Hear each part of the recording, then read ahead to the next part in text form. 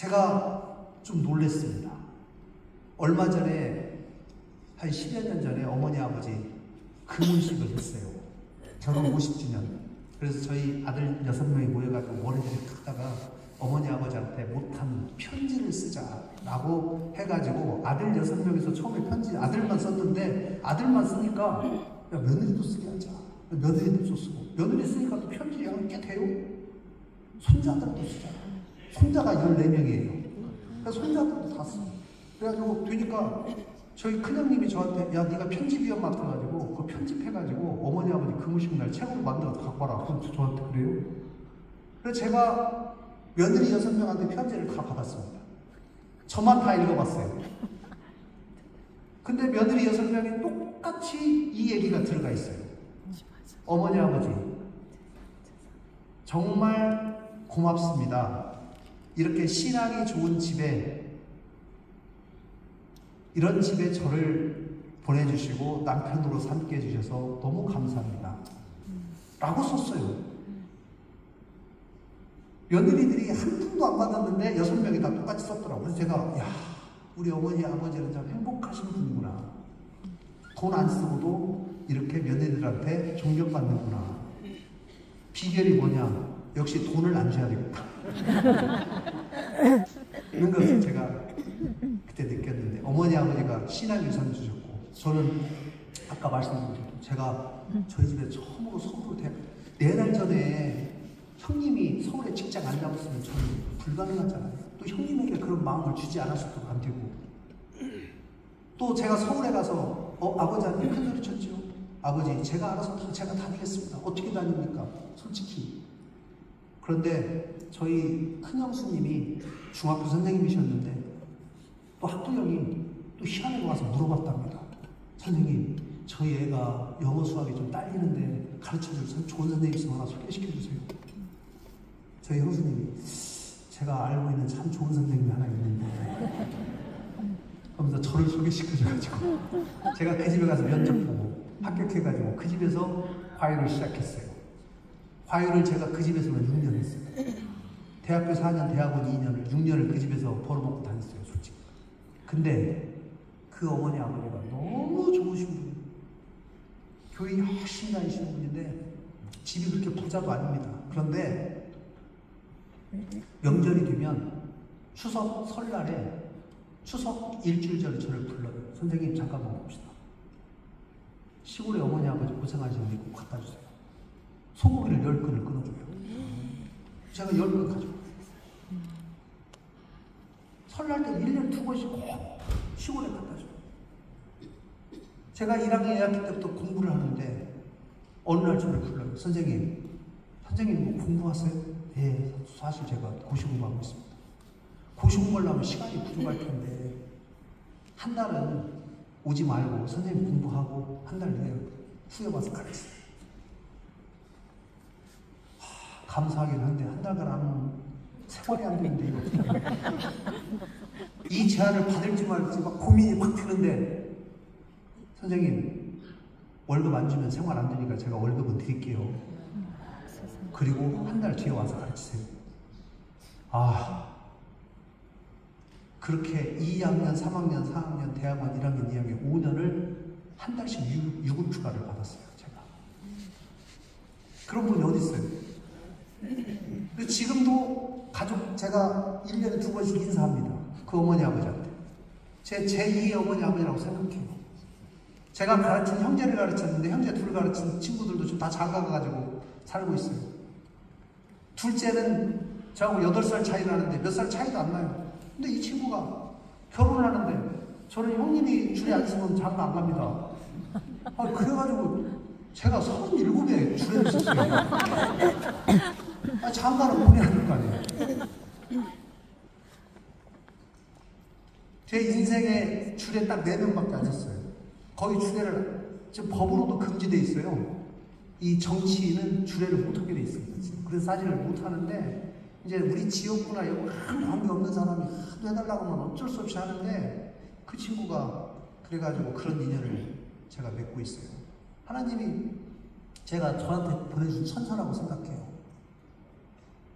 제가 행정고시를 공인회계사 시험을 갔는데 2학년 때 대한민국 최연소로 합격했어요. 그래서 제가 깜짝 놀랐습니다. 저도. 제가 처음에 모의고사를 봤는데 3점 맞았어요. 3점. 100점 만점에 3점. 제가 너무 실망했어요. 저 자신에 대해서.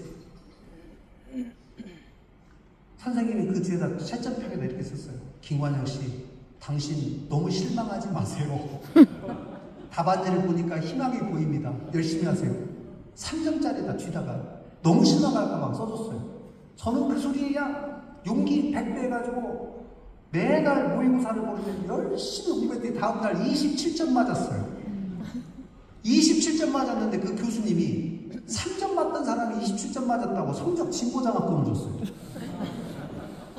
제가 또 필 받아가지고 축사자제 했죠. 다음에 그 과목을 도저히 2학년 때는 합격할 수가 없어요. 공부량이 많지 않기 때문에. 근데 시험 봤는데 나도 다 됐어요, 제가. 나도 그 과목 점수를 보니까 40.00이 나왔어요. 고시는 다른 과목 아무리 잘 봐도 40점 밑에 맞으면 꽈락이라 해갖고 탈락이에요. 제 옆에 있는 사람이 39.95 맞아서 떨어졌어요. 저는 40.00. 제가 하나님이 아니면 이건 도와주시지 않으면 도저히 불가능하다. 채점하는 사람이 마음을 움직였다. 제가 그렇게 해석을 했어요. 고인회사 되고 나서 행정고시를 계속 떨어졌어요. 첫 해 봤더니 2문제 차로 떨어져. 1년 공부했는데 또 1문제 차로 떨어져. 그 와중에 또 하나님이 아주 또 귀한 분을 저한테 보내주셔가지고 공부하는데 힘이 들게 하죠. 같이 동역자가 되겠는데 저희 집사람을 보내가지고 제가 학교에 제가 대학교 2년 후배인데 이렇게 캠퍼스 지나가다가 만났어요. 보니까 여자가 너무 착해요. 그래서 사귀는 사람 있냐? 없대요. 저랑 사귀읍시다. 그래가지고 만났더니 공통점이 뭐냐? 우리 집사람 다른 교회에 중고등학교 교사고 저도 중고등학교 교사고 서로 교회에 중고등부 교사를 하다 보니까 서로 마음이 맞아가지고 서로 뭐 이런저런 얘기하다가 제가 저희 집사람 만나면서 용기를 얻어가지고 행정고시를 합격을 했는데 마지막에 저희 집사람이 그래요. 행정고시를 나흘 동안 쉬어봅니다. 2차 시험. 근데 나흘 끝나는 날 거꾸로 계산해갖고 40일 전부터 자기가 교회 다니니까 40일 새벽 기도를 하겠대요.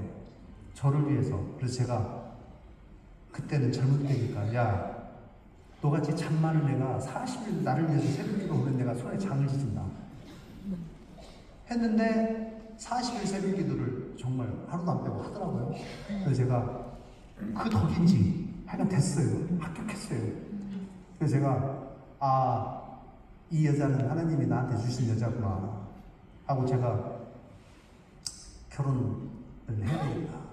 근데 이제 합격하고 군대를 가야 되니까 군대 가면은 3년간 저는 장교로 가야 되는데 39개월을 떨어져 있으면 또 저희 집사람을 또 누가 데려가 버리면 안 되잖아요. 서울에서 집사람은 선생님 하고 있고 저는 저기 전방에 가야 되는데 그래서 제가 군대 가기 40일 전에 갑자기 결혼하자고 그랬어요. 야 결혼하고 가자. 그랬더니 갑자기 무슨 말이냐고 해서 걱정하지 마. 집은 내가 얻을 테니까 집에다 살림 채워라. 돈이 어디 있어요? 제가 돈 200만 원 있는데. 그래서 다행히 그때 재경부 다닐 때니까 은행 대출이 잘 돼요. 은행을 관리하고 있으니까. 그래서 은행에서 대출 받아서 집 얻고 방 얻고 이제 신혼살림을 시작했습니다. 그래서 제가 군대 가기 전날 집사람한테 고백했죠. 여보 이거 통장에 꼭 잘 간직하라. 우리 처음에 적금 통장이냐고 막 좋아하길래 이거 미안하다. 전세금 대출 통장이다. 연체는 하지 말고 꼭 갚아라. 아니 군대 가면 안 되니까. 통장을 또 하나 내놨다. 이것도 뭐냐고. 미안하다. 학자금 대출 통장. 2개 연체하지 마라. 이러고 제가 군대를 갔어요. 군대 가서 주말마다 왔죠. 결혼했으니까 장교니까 주말에 나올 수가 있으니까 나왔는데 나와가지고 매주 제가 원래 다니던 교회에 다시 교사하고 설교를 들었는데, 제가 그 당시 어디서 근무했냐면 저기 속초에 근무를 했어요. 그래서 서울의 상봉터미널에서 속초까지 5시간 걸려요. 시외버스가. 주말이면 그거 타고 왔다 갔다 이제. 그러나 뭐 시험 때니까 집사람 얼마나 보고 싶어요. 그러니까 힘든지 모르죠. 왔는데 제가 그 당시에 이제 95년 10월 달쯤 됐는데 교회에 갔어요. 목사님 이런 설교를 했어요. 역대상, 여러분 성경 한 번만 찾아보십시오. 역대상 4장 9절 10절 여러분들 많이 본 구절일 겁니다. 역대상 4장 10절 614페이지에 나와 있어요. 역대상 4장 10절 야베스의 기도인데요. 여러분 다 아실 겁니다. 한번 다 같이 한번 읽어보겠습니다. 자, 시작. 야베스가 이스라엘 하나님께 아뢰어 이르되 주께서 내게 복을 주시려거든 나의 지역을 넓히시고 주의 손으로 나를 도우사 나로 환난을 벗어나 내게 근심이 없게 하옵소서 하였더니 하나님이 그가 구하는 것을 허락하셨다. 여러분들 이 설교를 하는데 목사님 이런 설교를 하셨어요. 전능하신 하나님께 야베스가 구하는데, 야베스는 옛날 구 성경 버전을 보면 주님 나에게 복의 복을 더하여 주십시오 라는 얘기가 있는데, 그 말은 이미 야베스가 상당한 복을 받았는데 복을 더 주십시오 라고 기도를 하는 거예요. 근데 하나님은 너무나 전능하시기 때문에 우리가 하나님의 분량과 하나님의 능력을 우리가 알 길이 없잖아요. 하나님이 우리한테 복을 주려고, 예를 들면 100이라는 복을 주려고 준비하고 있는데 우리가 이미 50 받았어. 50 받은 거 가지고 그냥 즐거워가지고 더 이상 기도를 안 해.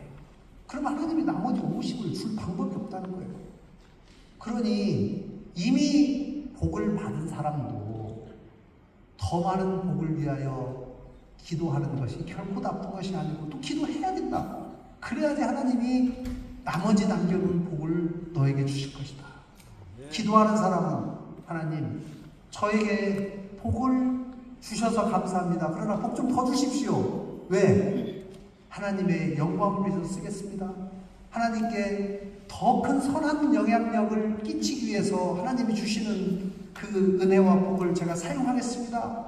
이런 선한 의도를 가지고 더 많은 복을 계속 강구를 하는 것이 결코 나쁜 것이 아니다. 그래야지 받을 수 있다는 거예요.